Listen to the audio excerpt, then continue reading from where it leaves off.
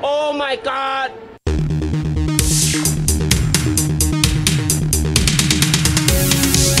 Don't call me right now. Anybody. We're in the middle of genius.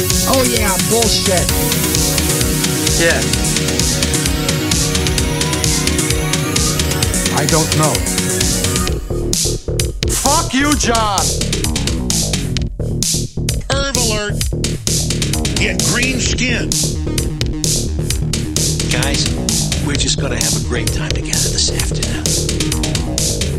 Hey everyone, welcome back to another Night Talk Live. I keep forgetting to do this. Night Talk Live.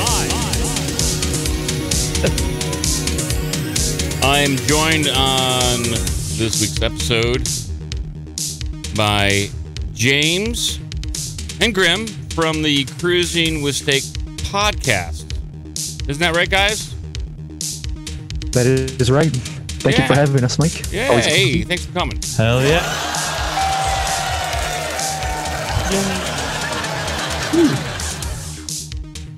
Clown Baby was supposed to come on and do like I think last episode we were talking about doing like a big dogman Bigfoot thing, and it didn't really work out because right after I mentioned that, one of the OBDM listeners contacted me and said, "Hey, I'm actually friends with the guy with whom you play the clip of, Jack Carey. He was on the Regina Meredith show. He does the Paranormal Intelligence website, and a pretty renowned cryptozoological investigator. And he, got a hold of me on Twitter and said he wants to come on the show at some point in time. I thought that was going to be tonight, possibly, but it just didn't work out. So here we are, and we're just going to talk about some cryptozoological news that's been going on. Why not? Let's do it. Heyo. I don't know how much you guys get into the weird creatures on your podcast. Do you guys talk about it much at all?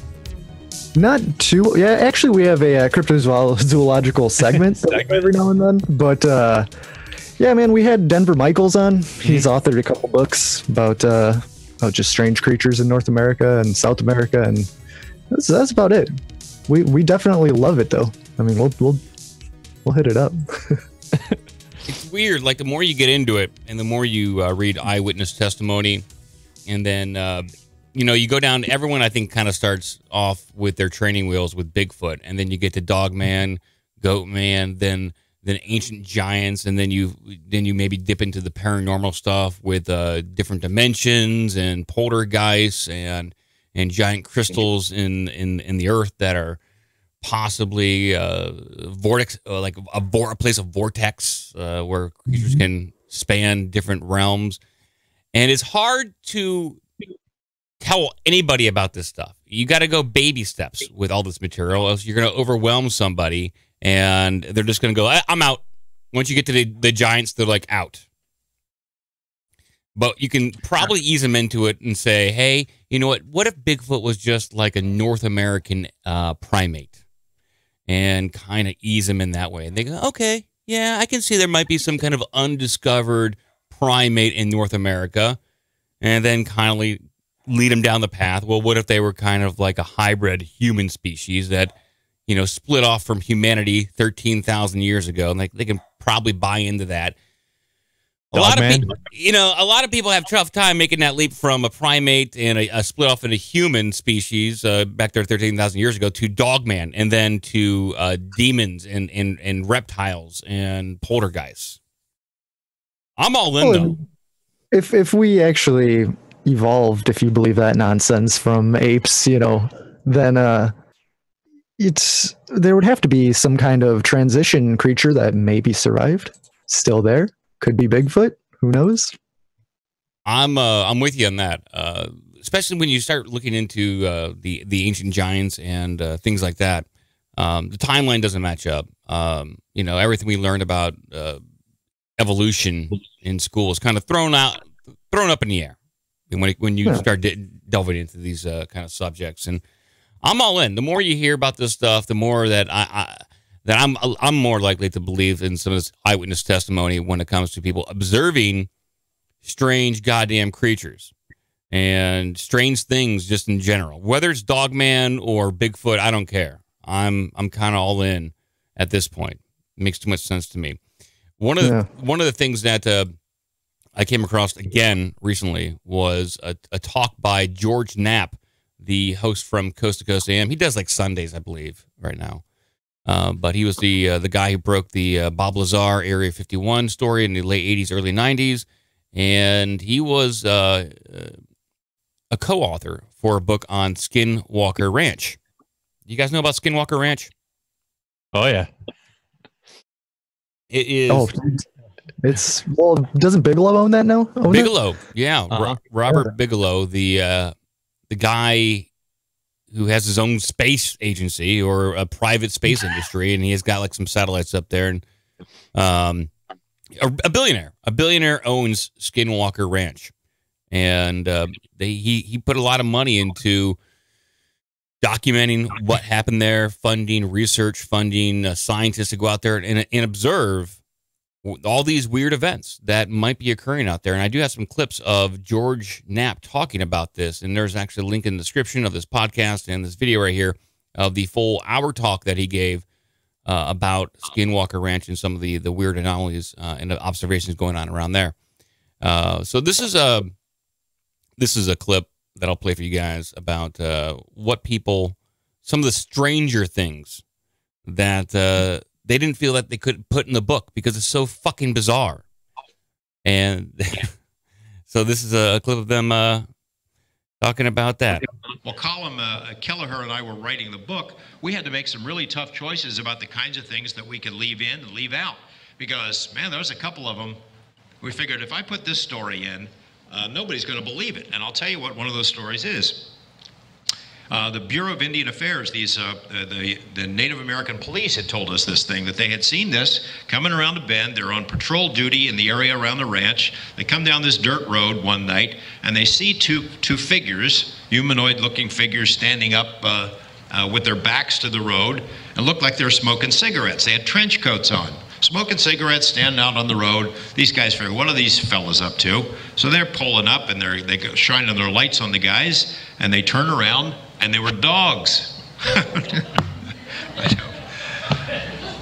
They're dogs smoking cigarettes. I know what you're thinking. Why weren't they playing poker too, or something like that? But the guys look at each other. They turn back around. The cigarette-smoking dogs are gone. They get out of their vehicles, pull their guns, go over and look on the ground. There's the cigarettes, but the dogs, the trench coats, that's gone. Now, we had to think about whether we were going to tell that story or not, because it is just patently ridiculous. But since the book has come out, we've actually heard 3 different other accounts of cigarette-smoking dogs wearing trench coats. So I don't know what force is playing that particular game on us, but it's pretty darn weird. So there you go. We got some doggy detectives smoking cigarettes. They need a pool table. Yeah, dogs wearing trench coats and smoking cigarettes. That's awesome. Oh, man. Who knows? What state was this? Did he say that? I missed that. So I don't know if he said. Skinwalker Ranch. This was at there. Okay. Yeah, this is around the property. There's acres of land there, and it's in and around the land. And before the new owners actually took over the ranch, they purchased the property from another family, and the family made them sign, this new family, the new owners, sign an agreement that they would not dig into the ground. And that's a curious thing to sign when you're buying a new property. And I would ask why. Yeah, exactly. Why can't I dig in the ground? I like to dig things. Isn't this the dude that had the samurai sword and was hacking alien heads off, or is that the other ranch? That might be the other ranch. There's another alien ranch that I'll bring up. Someone was trying to sell a ranch last year. Yeah, that might be the one. Dude, yeah, he was like, people would start coming down the driveway and he'd be chasing them off with a fucking goddamn machete or something. Yeah, I have it up on the screen here. Alien ranch for sale in Arizona, and it's out of this world. If you have $5 million and want to commune with nature and aliens, then Stardust Ranch may be the place for you. This, the guy Stardust Ranch, yeah. This is the ranch where this guy took out a samurai sword and decided to start slaughtering aliens. Yeah. Yeah, in October 2017, longtime resident of Buckeye, Arizona, John Edmonds, decided to put his Stardust Ranch up for sale. And then, yeah, it's just a crazy another kind of ranch that has paranormal activity going on. And then this article, I'll link to it, according to Vice, Edmonds had admitted that the extraterrestrial biological entities tried to abduct his wife. Apparently, she started to get trapped in their tractor beam when he grabbed his AK-47 with a double banana clip and rescued his spouse. So he took out his fucking AK and went out there and said, "No, fuck that, man." So this guy needs like a parade or a medal or something. It sounds like he's doing the Lord's work. Yeah. $5 million ranch will get you. It's been recently renovated, and it's got 3,500 square feet, 5 bedrooms, 4 baths, and a pool. That's very nice. Wonder if you can do it in an Airbnb with this thing if it's not sold yet. Yeah, you guys have a big. We could rent it out for the weekend. Oh, dude. I know. I think you could sell that. That's a good thing. You could do a paranormal stayover for a weekend, and you might kill some aliens. We interviewed. Oh fuck! Who was that, Grim? I don't know. The ghost dude out in California, the Sharon Tate murder house. Oh, David Oman. David Oman, the Oman House. He actually did a movie on every. He's been on all those like ghost hunter shows and shit. Like Zach Baggins and all them fucking dudes would show up over there. Well, same thing, man. Just crazy stories, dude. He was trying to get us out. Like he's like, because we did it like last year around Halloween or something like that. And he's like, "Fuck, you guys come out, man." He's like, we'll have a massive spread, some dips. You know, he was like going off on like all the different types of food we would eat over there and everything, and then stay there for the weekend and just get bombarded with paranormal activity. See, I like talking about this stuff. I don't know if I guess I would want to encounter it in my scenario. I don't know if I want to be confronted on the paranormal's terms. It got so crazy like that. He rented out the house next to him because the activity like varied from house to house. Like if you like the houses were like him and his dad built the house they live in, and which was right down the road from the Sharon Tate murder house. And he brought up all these old pictures. I think it was the early 70s, when that happened, and all these helicopter shots of all the murder scene and everything. And but along this hillside, it used to be like in California there, but apparently what made it like super like the activity wise was that back in, I can't remember the group of Indians that used to roam, used to be in the lands there, but there was like these epic battles along the hillside there. So there was just mass death like all along there, which I think had to do with a lot of this activity along these houses. Like you would walk into different rooms of the house and chills, this, that, whatever would happen, shit flying off shelves. He had like 50 cameras installed in his house to like capture all this stuff. And yeah, he's got a YouTube channel. Yeah, I'll have to check it out. Yeah, David Oman. Yeah. Ghosts creep me out. Definitely creep me out. He was a cool dude to talk to for sure, but he'd make you laugh for hours. So we went from Skinwalker to Alien Ranch to the Sharon Tate murders. And let's go back to Skinwalker Ranch. I have one more clip about Skinwalker Ranch and the scientists and what they observed there. These are world-class guys who solved this stuff. They had an incident where they got 2 guys up on Skinwalker Ridge who are sort of watching with infrared and telescopes, and then 2 other guys are down below. And the guys who are below see this like a dirty snowball of yellow light hanging maybe a foot off the ground in the middle pasture, George plastic chair pasture. And it's getting bigger and bigger, and they're talking on the walkie-talkie to the guys upstairs, and they say, up on the ridge, and they say, "Can you see this thing?" "Yeah, we're watching it." And this ball starts getting bigger, and then it kind of gets elongated until it looks like a tunnel. And you guys still watching this? Yeah. And the guys with the infrared said, hey, there's something inside this thing. And sure enough, this large humanoid-looking creature starts wriggling through the tunnel from one side, trying to get to the other, as if it's coming from somewhere else.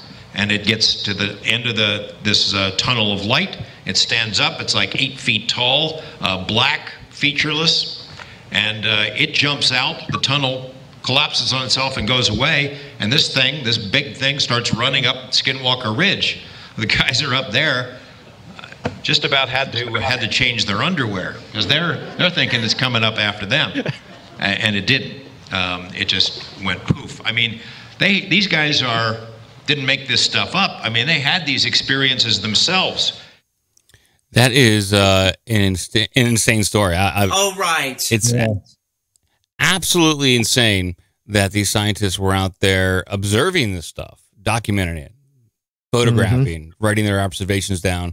And it's all in that book, Skinwalker Ranch, that George Knapp co-authored. And now Robert Bigelow owns the ranch. I don't know what he's going to do with it. I suspect that since he has close ties to government, that they would set up some sort of military outpost at that point.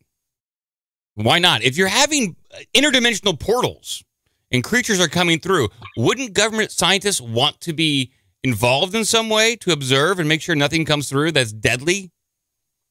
It's got to be what's underneath the ground. There's got to be something they buried back there, like a flux capacitor or some sort of thing they buried. Look, when it's a Westworld. The clip I played from Jack Carey on the previous podcast about large deposits of quartz crystals and granite can impact electromagnetic energies in the area, and the increase in the electromagnetism can blend realities or blend dimensions where some things can come through that wouldn't normally come through. I like that theory a lot. It explains a lot of missing 411 disappearances, not all, and it also explains what's going on here. Although it doesn't explain anything, it just kind of like gives you an idea of what could be happening, not how. Yeah. I always think with the whole, these theories like that and, paranormal, all that stuff. These harmonic frequencies that get trapped in time on these certain locations. It's kind of like a hard. That's the way I think of it, as like a hard drive. Shit gets burned, and if it's evil, maybe even if it's happy, these I don't know, just thoughts, powerful emotion. And powerful emotion gets burned in this set amount of time, and then let's say the hard drive lasts for 50 years, and then it dissipates. Or if another more powerful experience or emotion gets imprinted on that environment. I mean, like a haunted house, traumatic experiences get imprinted on the environment. Yeah. For the most part, it's traumatic events. Hopefully there's a very great happy event, but I don't know too many happy ghost stories. I mean, and it's hard to determine if a ghost is smiling or not, or if it's malevolent or malicious. I don't know. I mean, ghosts are just creepy in general. So, I mean, by nature, people are like, oh, God, it creeps me out. It must be bad. It's because it's beyond our understanding. It's nothing we could comprehend. Yeah. Right. So there's us instantly because of that. 614-388-9109. The phone line is wide open right now. That's all I got from the Skinwalker stuff. I got to buy the book. It's terribly intriguing to me that there's a ranch there. And then the alien ranch. Oh, my God. Ding dong. Ding dong. Ding dong. Hey, Bill, you're on the air. Hey, just calling Strokey Bill. We got Strokey Bill on you? Strokey Bill, what's up? Is this steak and kidney pie guys? Yes. Totally. That's exactly steak and kidney pie guys. It's what they call us. Nice. Hey, how you guys doing? Franks and beans. We're all doing well. How are you, Bill? Not too shabby. Just calling about my story about that girl that called in. Oh, yeah, the girl that was from England and said she wanted to to have sexual relations with you. I think. I don't want to put words in her mouth or yours. Smells like chicken. Yeah. Smells like chicken. That's the girl. Yeah, that's the one. Yeah. The chicken. So I went on the plane, and I went to Manchester Airport, and I went over Yorkshire, and then I went to her flat, which is what they call apartments in England. And then she would go up there. And I would have, had her on the phone and all that kind of stuff, but you just didn't have the show on that day, so it was a bummer. So wait, you would have called in while having sex with her? Is that what you're saying? Or just like had a chat on it with you guys, and then moved to the bedroom or something like that. You know what I mean? Yeah.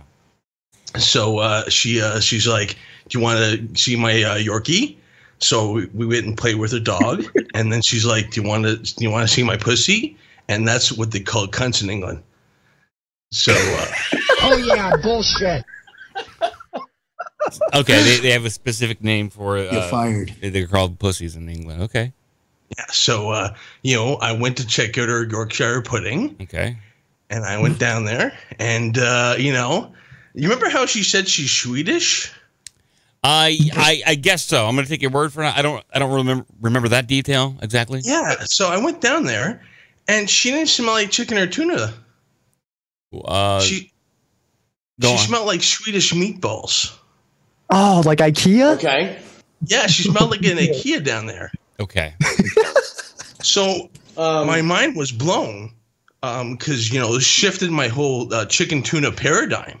Yeah. I got up and I left her place. I got back on the plane and came to Canada.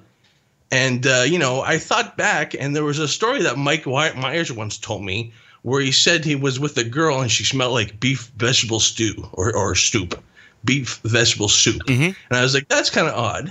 So now I'm thinking, hey, maybe people smell different from different places and because of different reasons. Like, there's something, that makes them smell the way they smell. So what I did was I started a website called whatdoyousmelllikedownthere.com. Okay. And I posted it to it's quite a long URL. Do you have a tiny URL shortener? I should be able to paste it into chat, actually. Okay, that's good. I think people are going to want to go to this. Let's call it Smelly Cat. Whatdoyousmelllike.com? What do you smell like down there? Oh, downthere.com. Okay. Yeah. Sorry about that. I'm sorry, I can't find the chat here on the Skype. Yeah. New Skype sucks. Yeah, it's really awful. I agree. So what's the purpose of this website? To get a feel about how, maybe reasons why they smell like they do down there, and it asks a couple of questions like, age and that kind of thing. And then I get that data and I'm going to map it all out, and then we're going to be able to see why people smell like they do, where they're, where, and that kind of thing. So I think this could be a new angle for 23andMe. People send it, Yeah. So it's what do you smell like there down there.com. And that's it. So sorry that I interrupted someone. Sorry. No, that's fine. I think Grim or Steak has some, or Grim or James. I was just talking about the 23andMe. Like they just swab it and send it back, and you're good to go. Like, I like it.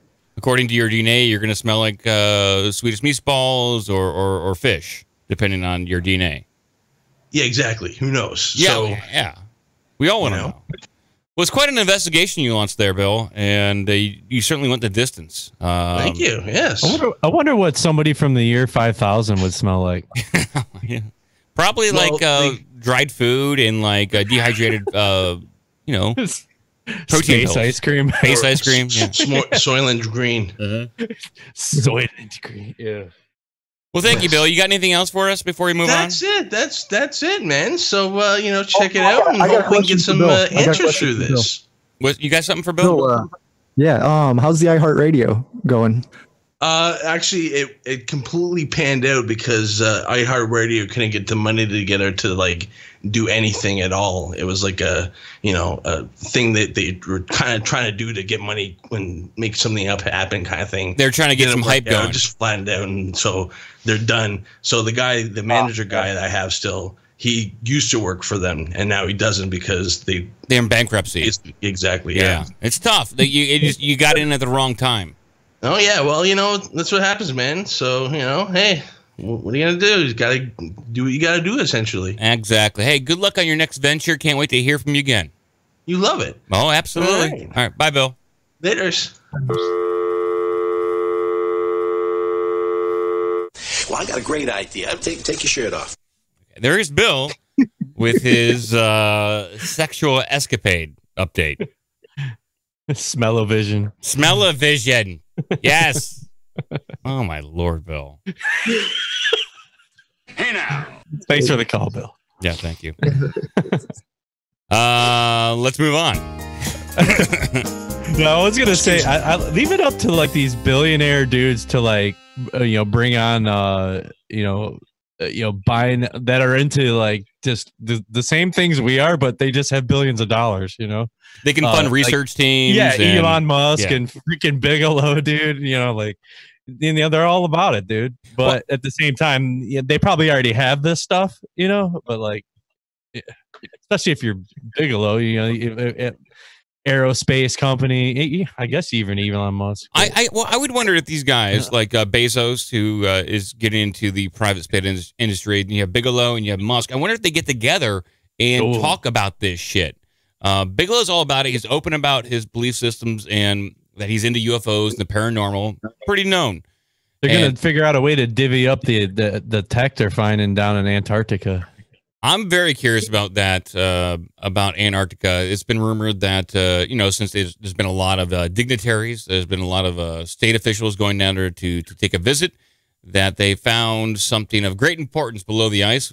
Rumor is that it's a giant pyramid, much larger than the one in Egypt, and at the center or in the pyramid is an energy device.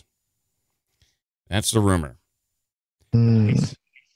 Now, I don't know how we can confirm that, other than if we start seeing an influx of more people going there, that it'll probably confirm there's probably a significant scientific discovery that they're going to keep under wraps. But if there is an energy device down there created thousands and thousands of years ago, do you think it's ever going to see the light of day? Probably not. Not for another 100 years. Yeah. It sounds like that's where Atlantis was. That's what I'm putting my cards at. You know what I'm saying? Long lost continent. Yeah. I'm kind of with you that the Antarctic continent was probably a little further north, maybe up around Australia, because that's a nice area. And then it slid on down. Someone shoved it on down to the south, and it froze over. And who knows? Maybe they found some Nazis down there. These breakaway civilizations. Sure. Oh my God, we could talk about that all night. Nazis in Antarctica. And I'm sure I'm going to have a show coming up about the secret space program in the coming weeks. I'm gathering clips as we speak. We talking like Corey Good, like Blue Avian secret space program stuff? I'm talking about starting at the beginning with the Nazis, going all the way up until probably modern day, and pulling some clips about what the propulsion systems could be from the spacecraft that the Nazis built. Project Paperclip, and some more. There's so much information around the UFO subject. It's hard to remember it all, and I like to keep going over and over again because I keep remembering different things and putting different things together. So it'll be fun. I'll invite you guys on for that. It'll be fun. Right. Walter Bosley does a lot of stuff with the secret space program, and he does like the NIMSA and Empire of the Wheel and all sorts of those old groups. Like the old flying clubs, Sonora Aerospace Club, all that stuff. Oh, nice. Okay. Yeah. Let's break open our first Crypto Zoo news piece right here. I'll put it up here on the screen. Bizarre 4-foot mutant creature spotted in North Carolina lake leaves witnesses baffled, and it's playing on screen right now. And it looks like a giant fish. Oh, I mean, there's like maybe a mutated sturgeon. They say it's 4 foot long. I guess so, but it also doesn't move in a very normal fish way, meaning that I'm not seeing a lot of movement in its torso area and its head. It doesn't whine like that. It's just its fin flapping back and forth. And then there's an actual picture below it of the video where it looks blue. Looks like just a fluorescent blue creature. I don't know if this photo was enhanced at all. But I don't. So the chat's unanimously saying it looks like a carp. A carp? It could be a carp. It could be a motorized carp, like that locomotion that it had. It could be some kind of remote control carp, and like it was swimming towards the person with the camera. Why cut it off? Holy shit! Mm-hmm. Like I don't know why cut it off. People cut off their video at the most inopportune times. Leave it go. I know you figure people with these, with their 1080 cell phones and shit. I mean, like, I don't get it. Yeah, what are you going through that much space? No, it just shuts off. It just I only can do a minute at a time. I gotta go back and delete some. Yeah, I gotta delete some pictures real quick. And this thing was swimming it looked like it was swimming towards the shore, and this asshole cuts off his camera.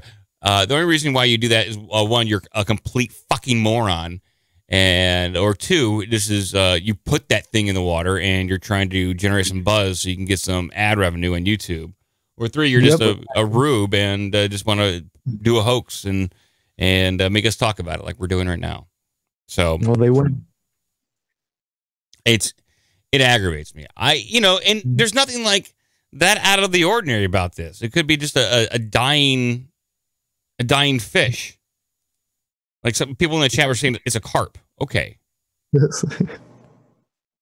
that's fine. Yeah, could be. Have you guys seen the picture? Have you guys seen the picture of that thing? Yeah. I was just gonna say, someone mentioned it, and it looks like Billy Bass, where the ass end just moves around. Yeah. What is that? It starts singing McDonald's tunes. Yeah, it doesn't have like a normal like fish locomotion that you'd see. It does look like Billy the Bass. They probably pulled out the motor from that thing. Yeah. I don't know what. Jay, we could get some big money for that if it's a fucking fish, buddy. Come on. Exactly. We gotta call the aquarium or something, dude. Exactly. That Jay? Yeah. It's fucking Jay. Come on, Jay. Oh my God. Let's fucking hook that shit and we'll be on the fucking news, man. All right. There's our first cryptozoological it had news blue piece. Skin. Yes. It did have blue skin. No, it didn't. He had green skin. Damn it. Oh, it had green skin. 614-388-9109. We'll take a phone call. I'll trust anything Alex Jones has to say. Yeah, me too. The guy loves ding dongs. He loves green skin. He loves it all. Does he have his ding dong rant? I want to hear him say sucking on a ding dong. I never sucked any ding. Oh, I never sucked any ding dongs. yeah. He didn't. He was a man when he was 12. Sucking a ding dong. All right. I'll leave those clips up. I want to play this for the rest of the show. All right. The next one, we're in agreement that it's either a carp or a dying fish. It's not like that out of the ordinary. Nah, nothing that cool. No tentacles, no weird hominid creature. It just kind of looks like a fish. I did to see this cool oh my Lord. twit like video clip of some type of deep sea underwater fish that like projectiles like some type of blue like liquid. It looked pretty crazy looking underwater. Oh, nice. Yeah, those deep sea creatures are fucking aliens. Stan, you're on the air. Yeah. Hey guys, how's it going? Hey, good. How you doing, Stan, in Alaska? How's Alaska treating you?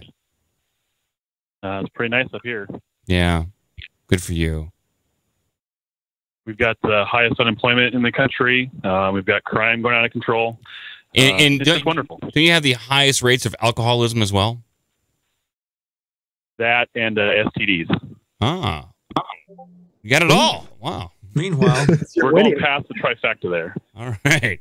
Nice. Now, back to business. What is on your mind today, Stan? Hey, listening to David Pallides yesterday on Coast to Coast, he was talking about one of the cases from the Off the Grid book, and there's a German guy that went missing in the Rockies in Colorado, and I haven't read that book yet, but I've got it at home, and then I looked at it when he was talking about it last night, and they never found this guy, and in the search notes that he got through FOIA requests from the National Park Service, one of the search teams mentioned that when they were out looking for this guy, they heard what they called, quote, 1942 German sonar. And I just got to ask, I say, okay, how does anybody know the year vintage of German sonar? And how would it be any different than any other sonar pings from any other group or whatnot? And, David Pallides has really been honing in on this German connection with people, with the missing 411, about German physicists and other people with Germanic backgrounds and stuff going missing. So it's almost as if I had to guess that somebody on that search team, maybe this is just totally made up or not, but they would have had to have this was in 1983, I think it was, but they would have had to have some sort of background in the military, potentially even with the German military, under Project Paperclip. They came over here from Germany, and they would actually know what the sound of 1942 German sonar would be, even though German sonar, the Germans didn't have a very big Navy during World War II, and most of the Navy sonar was used against their subs from British and American submarines. So I just questioned somebody actually putting that. Why not World War II German sonar? Why specific in 1942? I actually have some audio of the German sonar here, actually, believe it or not. Crazy. Man müsste die ganze Luftwaffenführung sofort aufhängen! It's weird. No, that's 1937. Oh, my bad. My bad. Yeah, who would have that unique piece of education and knowledge to distinguish German sonar, the type of ping that it sounds like? And this German thing keeps coming up over and over again. There's actually a little clip that I didn't pull from the Skinwalker Ranch talk by George Knapp, where he recounts a story that people heard while they're outside in the ranch, in the fields. They were able to hear what they described as some sort of distant, either Russian or German guttural speaking, which this German thing keeps coming up over and over again. These guys, these goddamn German occultists unleashed hell on this earth, and now it's spread across the lands. Well, I would think you got World War I with Germans, World War II with Germans. Why wouldn't World War III involve the Germans? They didn't go away after World War II. They went down to Antarctica and parts of South America. They continued their UFO program, and they could be involved with the missing 411 abductions to either get these highly intelligent scientists and basically put them as slave labor in their secret space program. Or they all just came to America. I cannot possibly disagree with that even more as a possibility, where these people are getting sucked up into that thing. I think, and I was hearing, I can't remember where I was hearing this, but they were talking about something in the range of, it's like 100,000 kids per year and 1 million adults a year go missing. I just had that. Just had that story. 10,000 kids went missing last year. 10,000 kids. 10, and that's the only what's reported. Yeah. Yeah. Where are all these freaking kids? And, remember I mentioned a couple of months back about how my nice conspiracy theory that my wife really kind of came up with about Trump being the son of Adolf Hitler and Eva Braun being conceived there in and near Antarctica. So he may not be an American citizen. He may technically be an Antarctic citizen. I love it. An Antarctic citizen, time traveler, just pure God playing 5D chess. I'm so glad he's president. This is awesome. Well, if you look at everything that's going on, if you believe in the secret technology and the secret space program, there's definitely an internal war going on within the CIA, FBI, and it could be all related to these secret technologies and the old establishment who might be in control of some of these unique technologies that Trump is like, hey, get it out there. I don't know. It's another angle. Yeah, there's another article I just saw where Israel, they're they've got some people celebrating Trump's declaration of Jerusalem as their capital by actually minting some coinage and comparing him to Cyrus the Great, who referenced in the Bible. He was the Persian king, Iranian, back I think in like 500 BC, that allowed the Israelites to go back to Jerusalem and Israel back in the Babylonian time. So yeah, it's just crazy what's going on with that. Oh boy. Well, hey, Stan, you got anything else in your mind? Can we move on to our next zoological news area? I got a few quick little things. Cool. So Go for just on that Waffle House shooter. Yeah. You notice in that one that he was the same guy who attempted to enter the White House last year. They intercepted him. The FBI took away his weapons. Then the FBI conveniently gave the weapons back to his father, who then gave those weapons back to the son, who's then this Tennessee, Nashville Waffle House shooter guy. So another shining example of the FBI doing a wonderful job. And that just points into last week we had in my building, we actually had a short training session with Anchorage Police Department, FBI, and Department of Homeland Security people talking about violence recognition and active shooters. And we had about a 2-hour kind of lunch and learn on that. And it was I brought up the fact that majority of these mass shooters, and they mostly were focused on the mass shootings between Columbine and Parkland, So I mentioned that the majority of those people were on SSRI, selective serotonin reuptake inhibitors. Yeah. And these people kind of looked like me, like I had green skin. Oh my God. Yeah, you can't bring that up, man. Do not bring that up. He had green skin. They don't want to. Yeah. They don't want to know that stuff. Yeah. Yeah. Well, they said that they are on the rise, the amount of mass shootings. And the mass shootings, I think anything more, they said it was anything more than 3 people in an open or public area. And they've effectively, they said after Columbine, it changed their methodologies of how law enforcement interacts with it. And then they said Parkland will now also change, makes their current training somewhat irrelevant because of the way that the thing happened. And I brought up the fact that said, well, that there was at least 39 phone calls to the Broward County Sheriff's Office about this kid, and there was 2 calls to the FBI. How did you guys drop the ball on this one? And they just said, yeah, we screwed up. But they're like, now Stan, no because nobody got fired. Now Stan, don't bring facts into this conversation. Yeah, I'm sorry. I'll try harder next time. Yeah, please sit down and be a good boy. One thing that's related to Anchorage, so. They were talking about we have this new Alaska State Crime Lab here in Anchorage, and it was built a few years back, and it cost $110 million. And just comparing crime labs, the only larger crime lab in the whole United States is the one for the FBI in Quantico, Virginia, which cost $130 million. And there was a guy on the radio today when I was driving in, and he had this conspiracy theory about the fact that this is a brand new, it was built sometime after 2010 when they finished it. And there's hardly any people that actually work there compared to what the Quantico system has. And, we have a lot of crime problems here, but we don't have the level that's supposed to support a $110 million crime lab. But it's state of the art. But this guy called in and he mentioned that the conspiracy was that theoretically they were looking at converting that crime lab into like a homeless shelter sometime in the future up here in Anchorage. Weird. That's a very expensive homeless shelter. Yeah. So, kind of looking on that SEMA camp kind of situation, could you take a few little dissidents as well along with the homeless, and you kind of all lock them up there, especially anybody that might be a gun owner or something like that, might be, need to get taken out of the system or talks too much or thinks too much. So it's like are you saying it's like an expensive FEMA camp possibly? Possibly very well could be, because I don't think it's fully utilized right now. That's the way it is. But anyways, I don't know much about that crime lab. I've never been to it.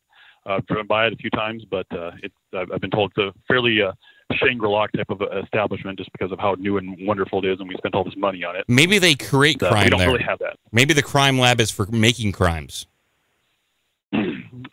You can build a better criminal. Sure. That's one way of fashioning it up. Jack them full of drugs. Hey, last thing I want to hit you guys with is this whole Syria attack back on April 7th or April 14th. 13th, 14th. So there's an article about the French frigate that was involved in firing, some of those missiles, those, new and wonderful missiles. Actually, the French actually had some of their own new missiles that they were firing. And one of the frigates, and they won't admit which one it is. They only have 3 in their fleet, but they don't even actually admit which one it was. It had a misfire, and it was unable to fire. So this brand new missile. And in this article, in this one paragraph, it says, operational screw-ups happen, especially with new and relatively untested equipment. And I just got to say that's a bunch of hogwash. And they get these guys, even in the French military, they test this stuff repeatedly and for years on end. And the fact that they would try and, hide behind that is just pathetic. And it says it's either that or some of the tech aboard a French, this missile type, they mistook the button for the surrender button versus the launch button. They have a surrender button right next to the launch button? Well, remember that the French are called the cheese-eating surrender button. I know. I know. Cheese-eating Why would they put the mouse. surrender button so close to the launch button? Yeah, that's what these guys do. They're not that smart. Those frogs. In the most genuine and polite way, I mean that. In the utmost respect to those French. Oh, my God. Well, I'm going to hit my surrender button right now, Stan. Thank you for the call, buddy. We're going to move on to one more story, I believe. All right, later, guys. All right, bye. Later. The shampoo. Now, back to business. All right. Yeah. Stan with his little joke about the French surrendering. How about that one? I liked it. It was good. Good. The creature's shape is striking. And as it has so not. we have a story up on screen right now. Half human, half animal. 7-foot beast leaves residents terrified after savaging 2 dogs. And there is some footage up here on screen of this beast. It's not even footage. It is a still photograph of this weird 4-legged creature. I don't know. It looks weird. I mean, it looks like a super skinny bear almost. He's hungry. It's where was this at? This took place in the let's see here. Yeah, I saw this. The unknown animal is said to roam the streets at night and is not shy of confrontation, according to local media reports in Santa Fe, Argentina. The creature has attacked 2 dogs. They say the large animal killed a German Shepherd and a pit bull before disappearing, but one resident apparently managed to snap a quick pic of the beast. I'm trying to equate what it might look like. It almost looks like a hybrid, like if a human was bent over and it had incredibly elongated forearms, large hands, and not dog-like hind legs, but something that you would see like in a werewolf movie almost. And the head is fairly small in comparison to his body and how long it is. I know that there's these types of wolves that are in South America that have these crazy long legs like that. I'm trying to look them up right now to see what they're called. But if it might be like a mangy one of those. Something, it's hairless. There's, from what I can tell, there's no hair on it or extremely short hair. I don't even want to say it's like dog-like. It has, at least from its profile, kind of looks like it has like a goat head. If you look at that, it kind of looks like a goat head. And Satan on patrol. It's a bizarre photograph. I hope it's real. Look, people, these things are real for sure. Something shit is all over the place. Yeah, something's going on here. I wish there was actually video of this or more than one photograph. That would be nice. A number of bizarre sightings have been captured. And not taken on a flip phone. Yeah. On Friday, a group of Russians believe they have captured evidence of Bigfoot. And there's a link to that in here. I guess I'll play this. And there is a fearless man chases Bigfoot. And that's up on screen right now. And it is just a video of a guy driving down a dark road. And on the curb or on the side of the road, there's a dark figure walking, and they're saying it's Bigfoot, although it's so dark you cannot really make out what this thing is. But the Russians, they're claiming it's Bigfoot. Look, with this footage, you can't go either way on it. It's tough. Either you want to believe it's Bigfoot or not, and you believe the eyewitness on this. I don't. There's some better Bigfoot evidence out there when it comes to DNA samplings, skin samplings, and even better video out there. Maybe I'll bring it up next time. But this is just the latest and greatest here. This is the newest stuff.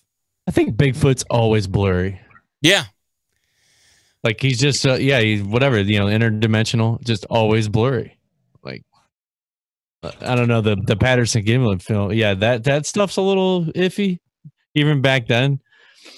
But I'm like, so the more you get into Bigfoot, you're like, oh, if they're a split off of humanity, how do they survive in this day and age? They must live in a system of caves, and how do they hunt?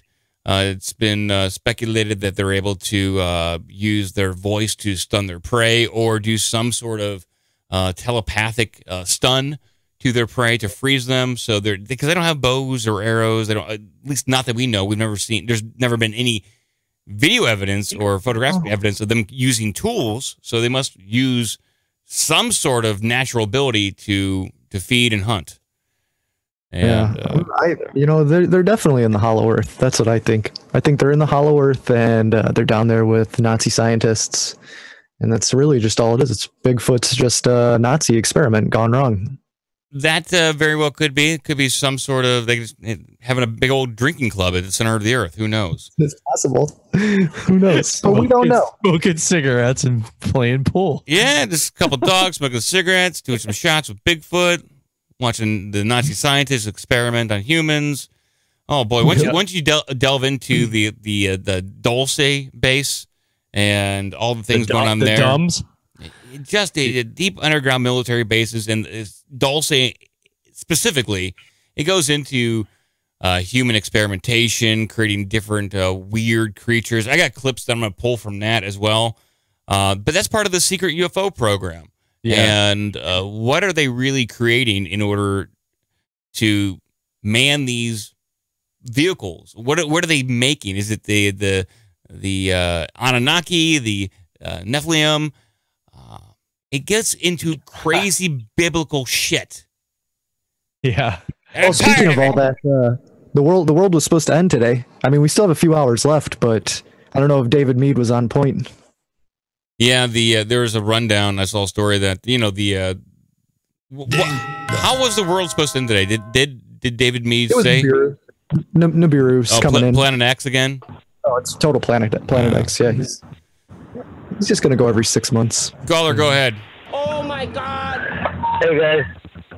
Hey, who are we talking to? What's going on? Caller, first time listener. Okay, what's going on? Drew. Not too much. I was just I wanted to tell you guys a couple things. Okay. Well, whenever y'all first started the video and I loaded it up, whenever you were just still doing the intro, it popped up and said 9/11 as the time, even though there was no seconds. It was only like 2 seconds in the video, but it said 9/11. I don't know why. So you're saying this coincidence? This show is like 9/11 for you? A disaster? I guess so. It just popped up and said that. It's just a clusterfuck. Total inside job. Yeah. Well, I like the numerology stuff. I like the numerology stuff, so thank you for telling me that. Have you guys ever seen the picture of all of the human skeletons that have been found in the United States that are over 7 foot tall? Yeah, I talked about it at length. There's quite a good amount of photographic evidence of giant skeletons out there, and that they existed. They're real, motherfucker. Yeah, and then somebody said something about how evolution was insane. I mean, were you just talking about us evolving from monkeys, or were you saying in general that evolution isn't real? I think it was one of the guesses. Grim, you were saying evolution was bunk. I mean, who knows? Evolution is probably there. I don't know if it's exactly how they say it is, but I mean, we can see it on a small scale, like with Darwin's finches and stuff, but I don't know if I buy into the whole we came from monkeys. I think we might have been genetically modified along the way at some point. Yeah. Who knows? I don't know shit. So that's just my guess. What's your opinion, caller? I was just wondering if he didn't believe in evolution or if he just didn't believe that we came from monkeys. I was just curious about that. But, No. that's pretty much all I got, guys. I was just calling to ask a couple questions. Cool, man. I appreciate you guys doing the show. All right, man. Well, hey, thanks for calling in. We'll talk to you later. Bye. There he goes.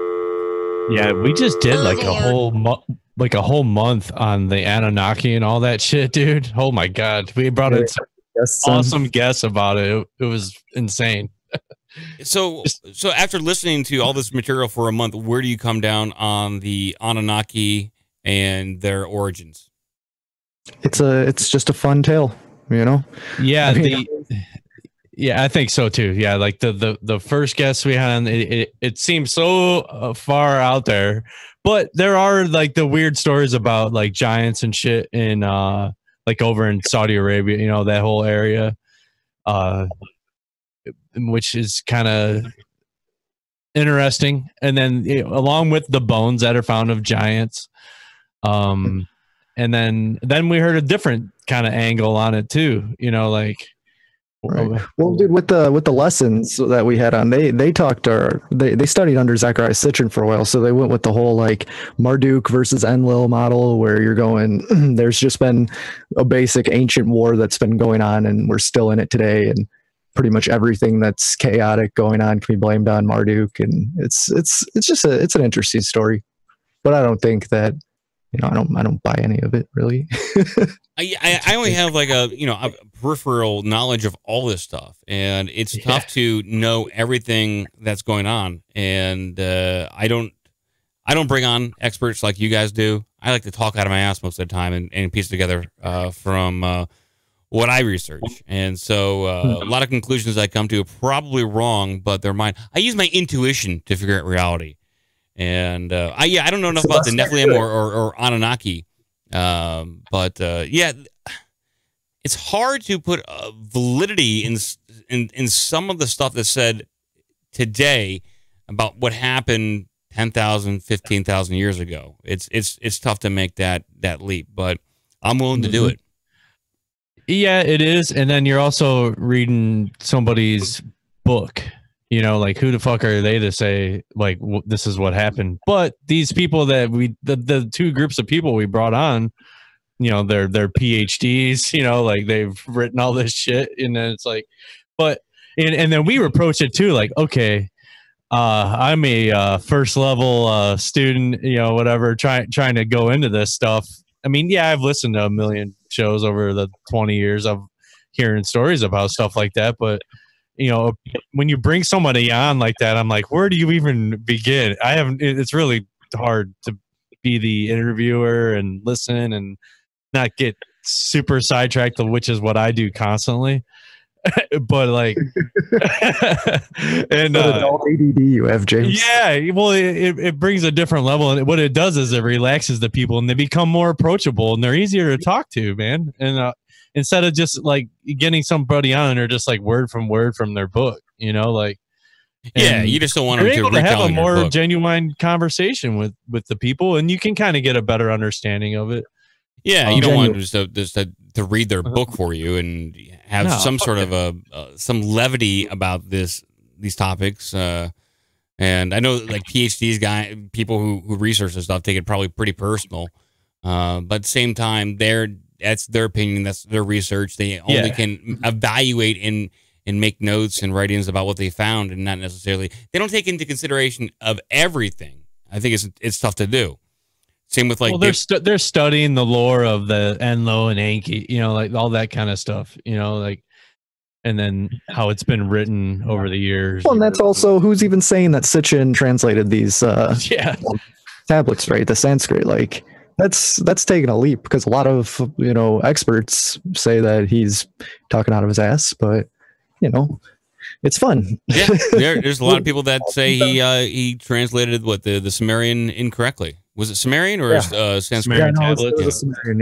Yeah, all that Sanskrit stuff. Yeah, there's a lot of people there's a lot of controversy around that. If anything, what I gathered out of it, like from a long time ago, the one thing that we're kind of missing now is this like telepathic communication type thing globally, like knowledge being able to be transferred, whether it be ley lines, stuff like that. Well, that's taking a big leap, assuming that we even had that, James. That could just be another story.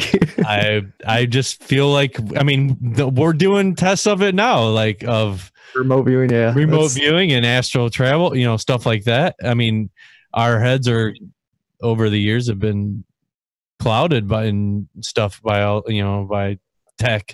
Stuff like that. I think reality is far more mysterious and complex than what we see. And I know people think that they're just stories, but I think the stories come from somewhere. There's some origin there before mankind started to get super creative, and they were just trying to document.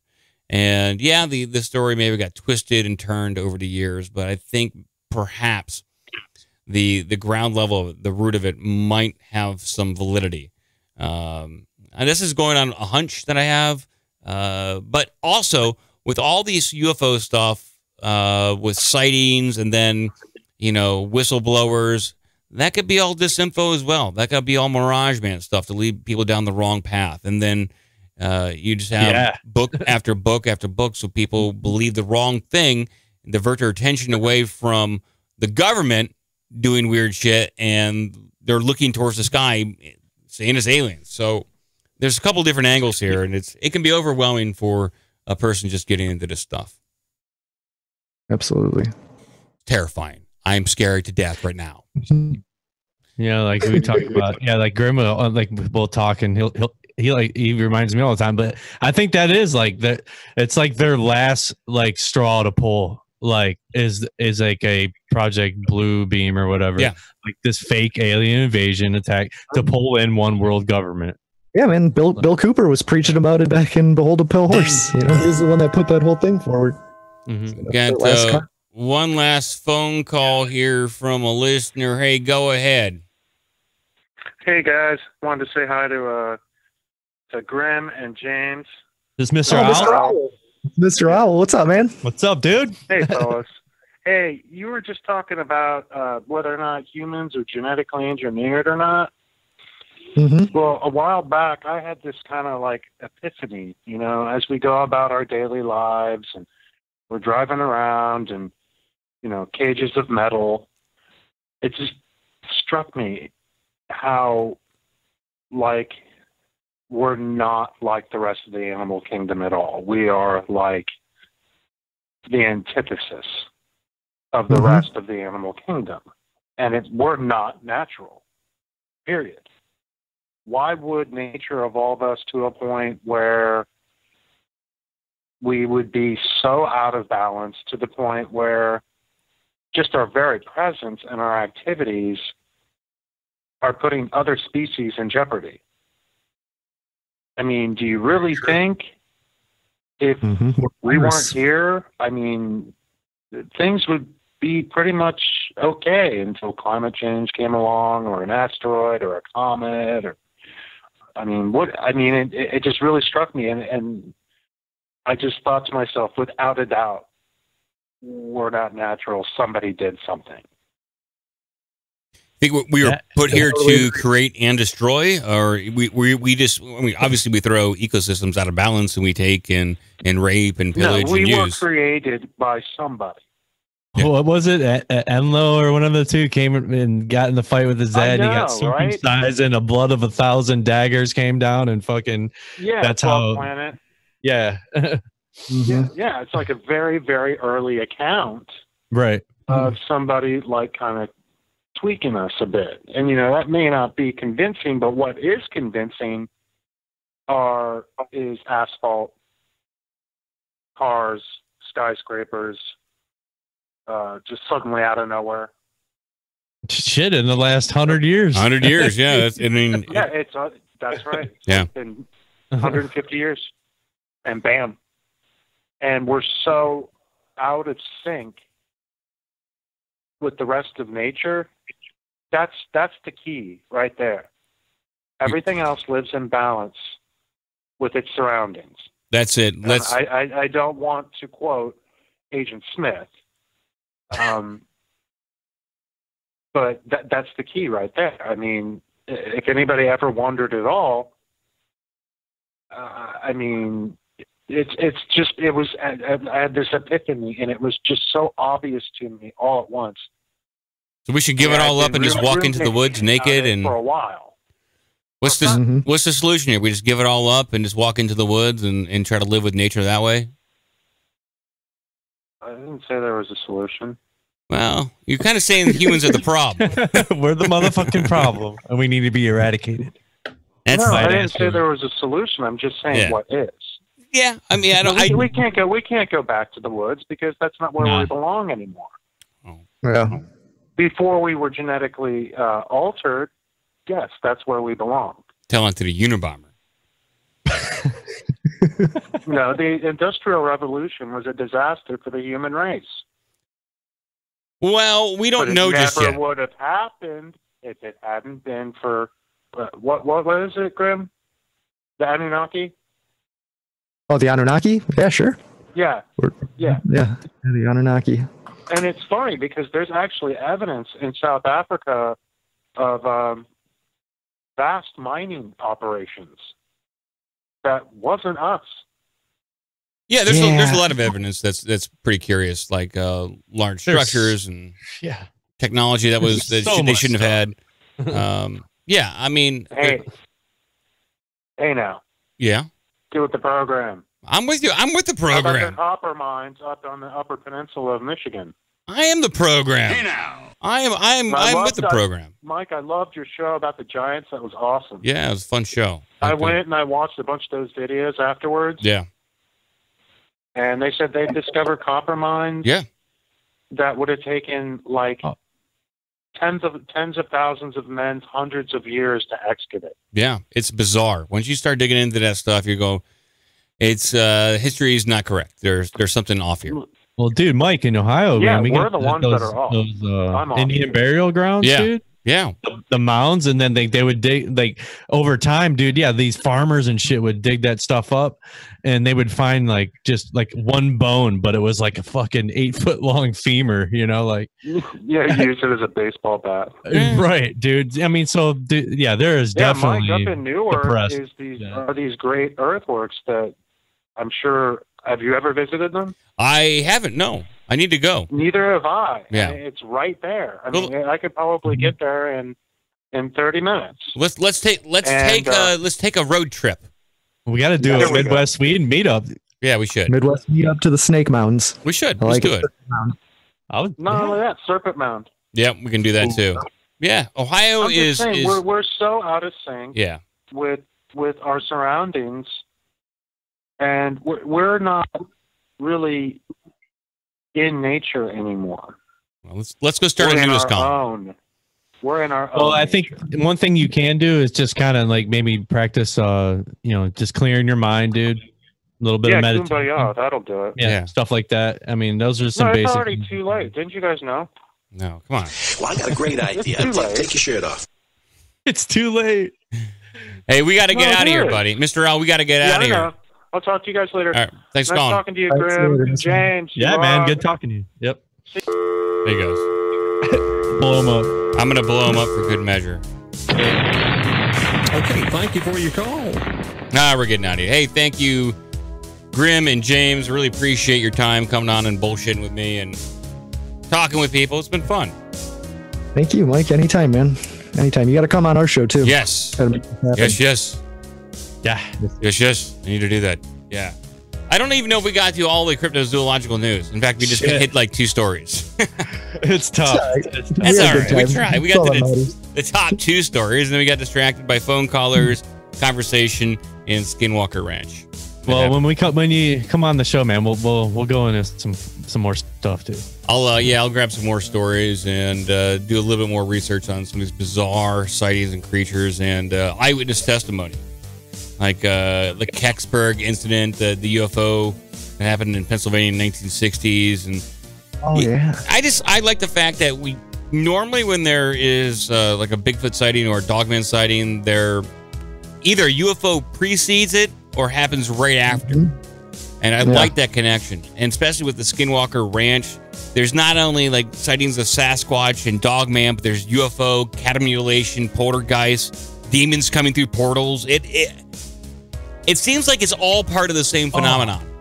I meant to ask you. I remember you're just. I hate to derail 1 second, but you're talking about these demon portals, right? Yeah. And there's this flick on Netflix that just came out like 2 weeks ago. It's called The Ritual, and it kind of it's the Blair Witch style kind of thing.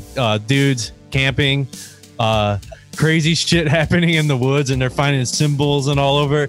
And then lo and behold, it is like some type of demon cult that worships this freaking demon that comes out of nowhere, fucks with you in your head, and then appears. It's really interesting. The Ritual on Netflix. You recommend it? Yeah, I recommend it. It's freaky. It's it'll get your hair standing on your arms for sure. Good. I need a good horror movie to watch. Yeah, I haven't seen a good one in a long time. Yeah. All right, guys. I will talk to you in the Slack next time. Thank you again. All right. Adios. I do. Bye. Thanks.